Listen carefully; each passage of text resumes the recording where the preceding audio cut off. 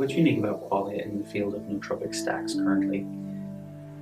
The sourcing of our ingredients and our quality control and sourcing of our ingredients is unique. There may be a couple companies that really do a good job on sourcing. We're at the top of what I would say is possible in the field. The amount of ingredients and the number of pathways that are affected and the actual total milligrams of each ingredient. This is why there's a lot of capsules that are involved compared to most nootropic stacks.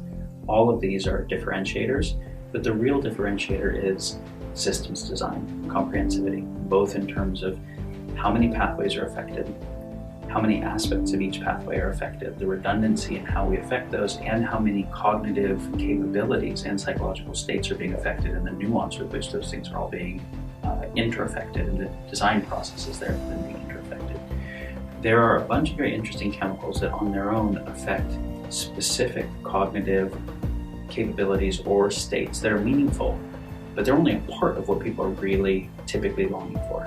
So we can look at a particular chemical like PRL853's ability to increase digit span. Well, increased digit span, being able to hold more digits in your working memory is cool, and for a few professions that's particularly meaningful by itself, but for most people that's only interesting in conjunction with the sustained attention and focus that allows them to actually apply that and not be stuck in procrastination, not even thinking about whatever would involve numbers. And for many people, it's going to be a combination of that with their speed of memory, so how quickly they can retrieve things, and not just digit span, but verbal fluency, and so there are many things that come together to make up meaningful cognitive capability.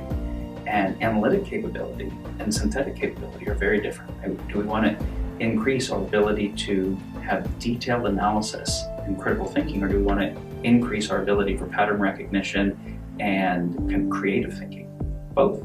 The states that we're interested in involve both of these. And this is another big part of the differentiator in our design process with Qualia, is that rather than having trade-offs in what's assumed to be a zero-sum capacity system, where if you increase something, you're going to be decreasing something else in the system, our goal is how do we actually tune the system where the system is more efficient overall, and then how do we actually increase the net capacity, the net information processing capacity of the system, so it can be simultaneously more driven and more present at the same time.